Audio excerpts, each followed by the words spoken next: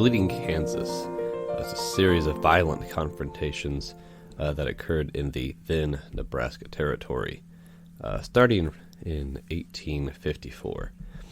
Now, what's particularly interesting about this series of events and how that bleeds not only into kind of the historical significance of slavery and political party formations in the history of the United States, but that it also serves as an example of the dangers of direct democracy.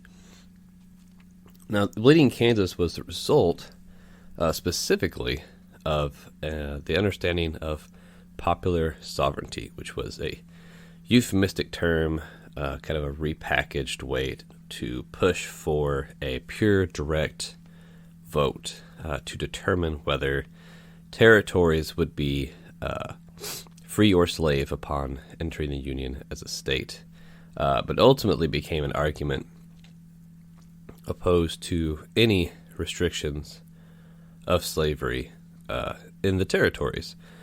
And what's remarkable about this is it really, really powerfully evidences the ideological shift, specifically at this point, in the Democratic Party, as to the understanding of what slavery was.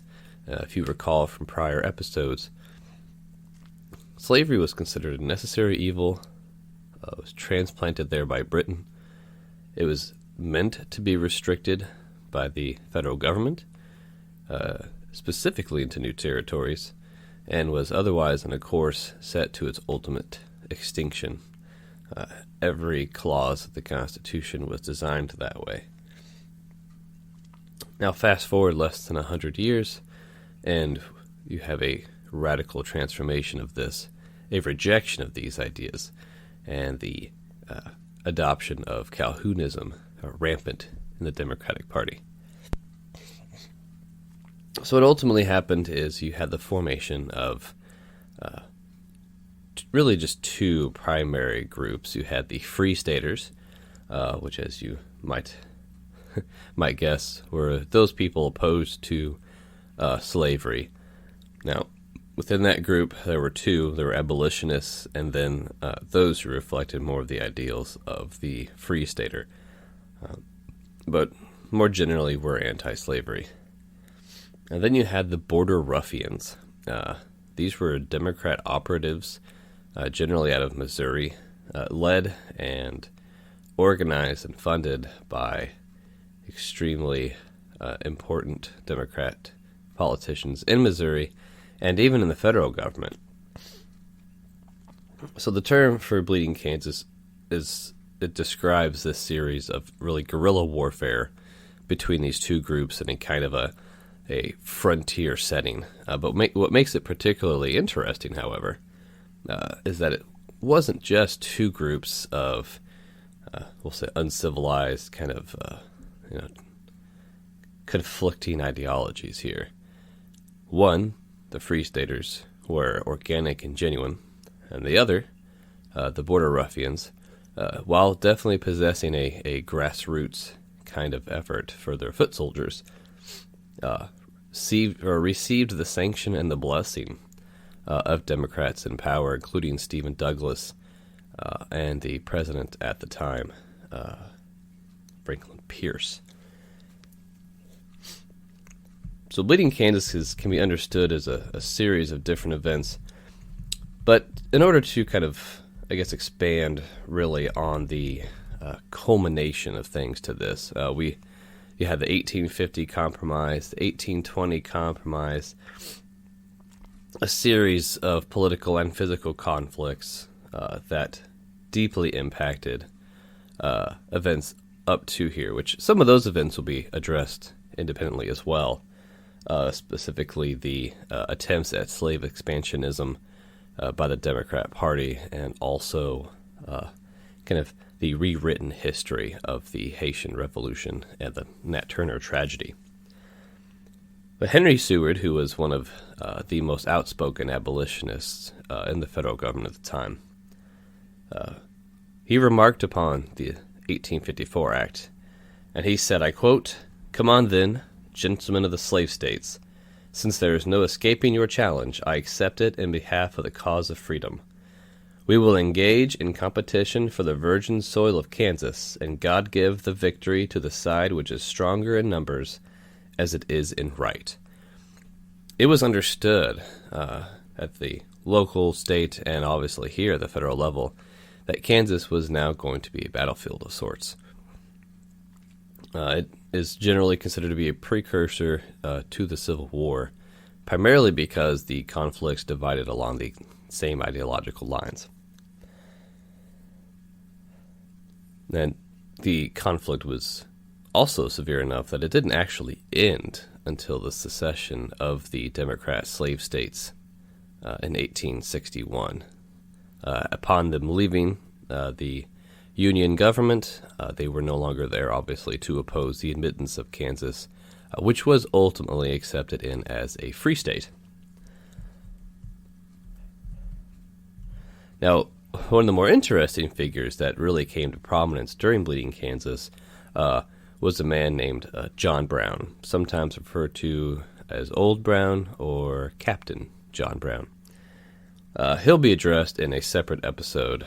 There is a lot of mythology that surrounds him, but it's a very particular kind. It focuses on a very small portion of his life, and so we'll definitely clarify those in a later episode. As a kind of a foil to Henry Seward above, and it's a way to really kind of, I guess, illuminate the ideological purpose of the Border Ruffians. There's a man named Stringfellow who called himself sometimes General Stringfellow, though he had no such rank. He was one of the Missouri leaders of the Border Ruffians, and he said, and I quote, "I tell you to mark every scoundrel that is in the least tainted with free soilism or abolitionism, and exterminate him. Neither give nor take quarter from the damned rascals. I propose to mark them in this house and on the present occasion, so you may crush them out. To those who have qualms of conscience as to violating laws, state or national, the crisis has arrived when such impositions must be disregarded, as your rights and property are in danger, and I advise one and all to enter every election district in Kansas, in defiance of Reeder and his vile myrmidons, and vote at the point of the bowie knife and the revolver. Neither give or take quarter as our cause demands it. It is enough that the slaveholding interest wills it, from which there is no appeal." Why this quote is so important when understanding not just Bleeding Kansas, but the overall pro-slavery ideology that had come to to prominence and dominance in the Democrat Party at this time, is he's placing the right to own human slaves as something that is divine. It is above the Constitution and above the law. Now, this has several elements to it. The first is its clear rejection of the founding doctrine, its clear rejection of the Constitution. Once pro-slavery advocates realized that there really was no argument that could be phrased in defense of slavery through the founding, it became essential to either distance themselves from the founding and reject it, or kind of rewrite and besmirch it, or, as he articulates here, to place slavery as some type of strange holy institution placed above all others.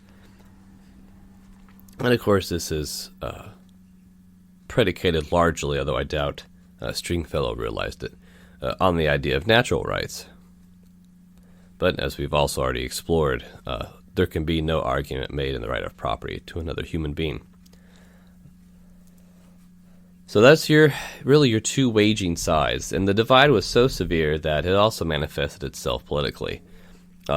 In the Kansas-Nebraska territory, there were two different constitutions formed, there were two different state legislatures, and it wasn't uncommon for two men to meet on the road and then shoot each other to death if they were of opposing factions.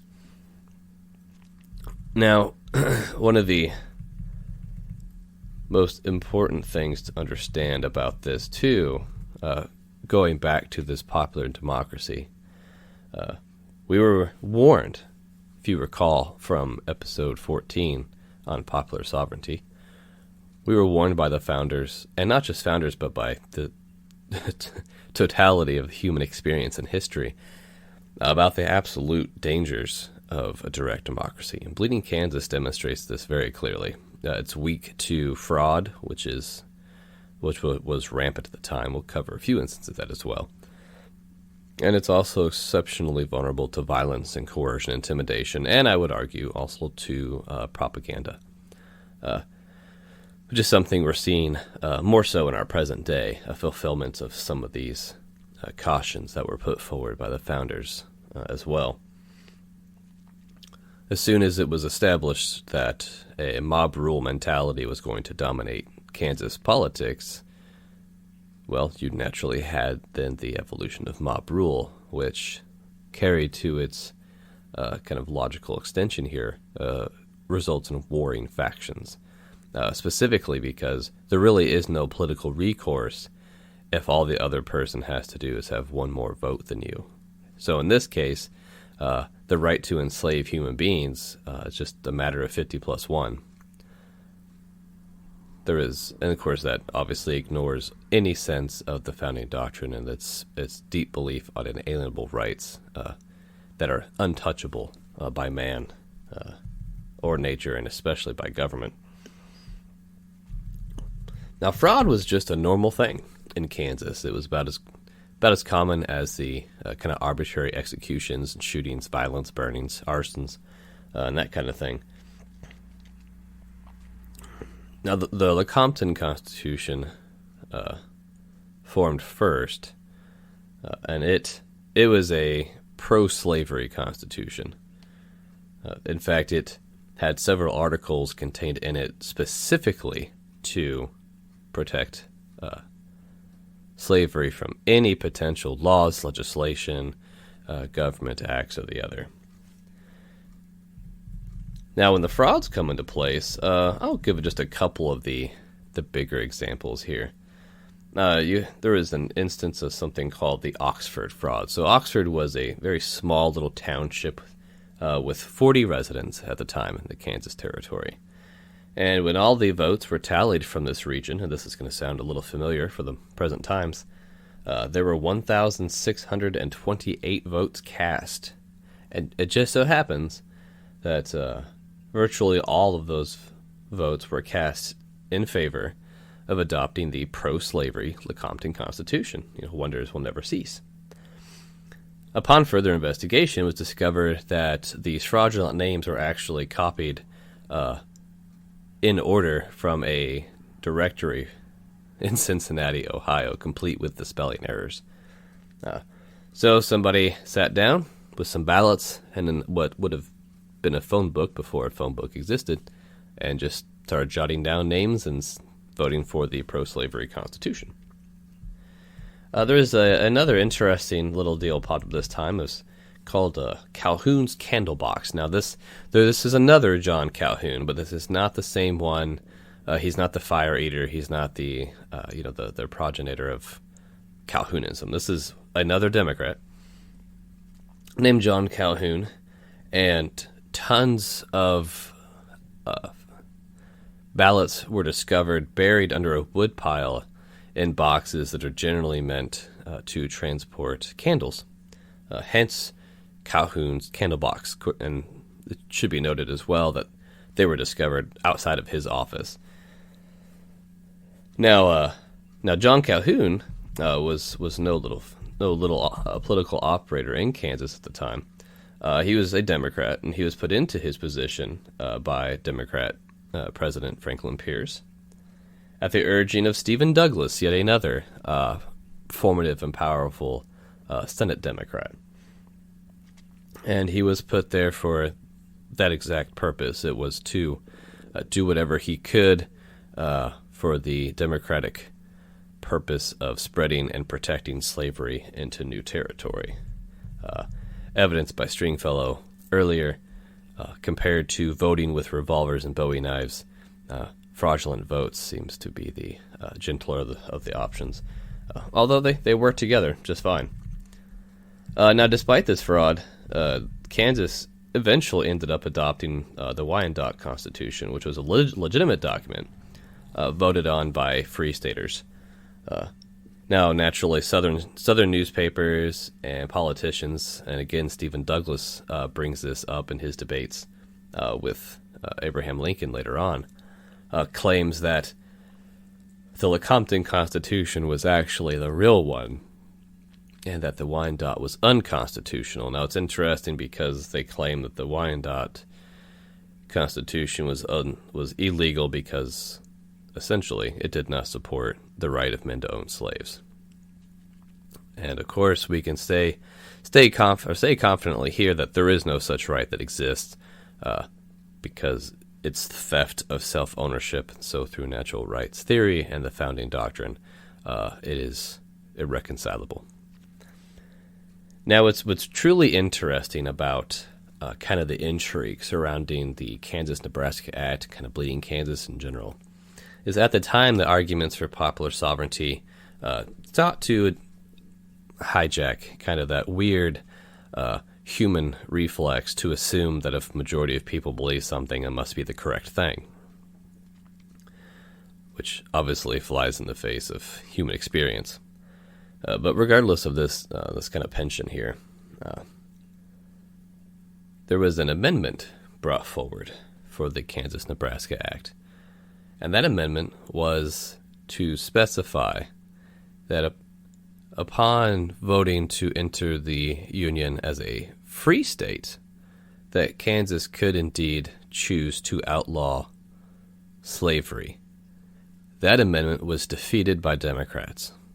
It was eliminated, not just tabled, it was voted down completely. And the reason for that is quite simple. While the Democrats constantly touted that this was a just and moral and correct way to let a territory decide on the slave issue, that was just packaging. It was meant to provide them a way to implement fraud and abuse and violence to get what they were looking for, which was another slave territory and 2 more senators on behalf of the Democrat Calhounist cause. And that evidences it perfectly. And I do believe that amendment was brought forward again by Henry Seward, just as a way to force them to acknowledge that was indeed the point. And we can see that manifest very openly in the Lecompton Constitution. So under the whole idea that, well, we'll let the people vote and decide if they want to be a slave territory or a slave state or not. But the Lecompton Constitution put in specific protections for slavery. So in effect, it preempted any type of vote by protecting slavery in a numerous sections of the Constitution. Most specific, of course, is Section 1 that reads, "The right of property is before and higher than any constitutional sanction, and the right of the owner of a slave to such slave and its increase, its children, is the same, and as inviolable as the right of the owner of any property whatsoever." So this is just a recapitulation of the arguments presented first by Southerners and later by just Democrats as they formed. That slaves are property and the rights of property is higher than the Constitution, which is inaccurate in a number of ways, not the least of which being its direct contradiction to the theory of natural rights and to the understanding of the supremacy of the Constitution in American government. But regardless, it falls along the same lines. The point was to spread slavery, to add new slave territories and new slave states. In the long term, the idea was to safeguard slavery even in free states. Now, to the defense of Stephen Douglas in this particular instance, he didn't approve largely the Lecompton Constitution because there was another kind of political ploy at work here, where the population requirement for entering the Union as a slave state was about 1/3 of that of entering the Union as a free state. And Douglas, to his great credit, and credit where it is due, Despite being pro-slavery, he understood this was a disgusting and overt abuse, and he preferred the clandestine kinds of constitutional abuses and political subterfuge. So he did openly resist the Lecompton Constitution, not because free staters were being murdered in their homes or entire towns were being burned down, but because of a numbers game. So that kind of sets the stage for Bleeding Kansas. Again, it was a series of violent confrontations that took place between 1854 and 1861, and really only ended with the secession of southern states, and with them, of course, their senators and congressmen who could no longer obstruct the entrance of a free state into the Union, contradictory to their hopes of adding more slave territory and thus more political power on the side of slavery. Now, a great and often controversial historical figure arose during this time in John Brown. And John Brown, we will introduce ourselves well to this man and get to know him a little better in the next episode, and maybe do a little purification of his reputation in the process.